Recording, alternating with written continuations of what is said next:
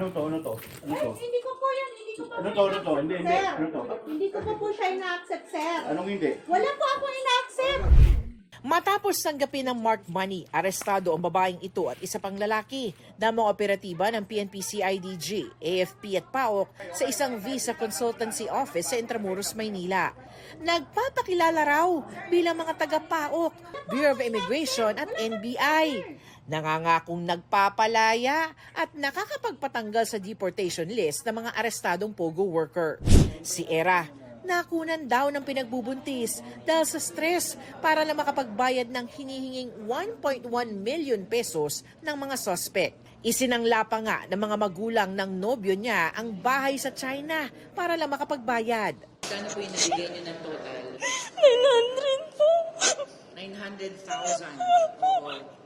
Tapos, anong nangyari nung nagbigay ko ng 900,000? Wala pa rin po hanggang ngayon. Hindi pa rin nalabas yung fiancé ko po. Nag-aalala din po ako sa parents ng fiancé ko po kasi isang buwan lang po yung binigay sa kanila na palugit doon sa sinanla nilang bahay.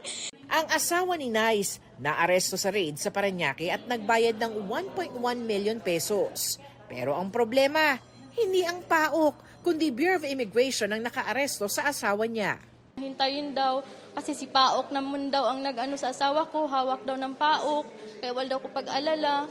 Siyempre, naniwala na din ako. Visa consultancy firm raw ang opisinang ito, pero nag-o-offer daw sila ng extra service. Yan ay pagsasaayos ng iba't ibang mga dokumento para sa mga banyaga. Nakita dito ang iba't ibang mga dokumento, mga passports at mga alien certificates of registration. Ang lahat ng ito iproproseso ng mga otoridad para sa kasong inihahanda sa mga nahuling suspect. Naka-recover rin ng passports, alien certificates of registration at sari-saring dokumento. Ayon sa PAOK, nasa radar na nila ang opisina dahil sa pagiging fixer. May mga reports na kami natatanggap last year pa, even last year, about sino ba yung fixer o sino ba yung conduit na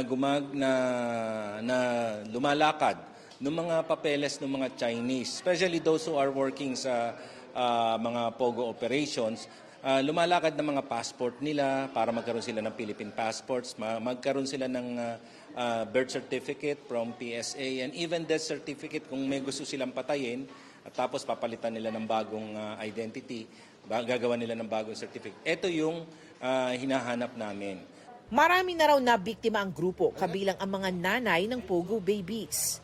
Gate ng PAOK, may mga kasabwat raw ang grupo sa iba't ibang ahensya ng gobyerno. Meron tayong mga nakita mga pictures, may mga nakita tayong videos. Yung mga yan, hindi naman natin titigilan yan. Talagang tutugisin natin. Tumanggi magbigay ng pahayag ang mga naaresto. No comment po. Naharap ang dalawa sa patong-patong na reklamong robbery, extortion, usurpation of person of authority, estafa at grave coercion.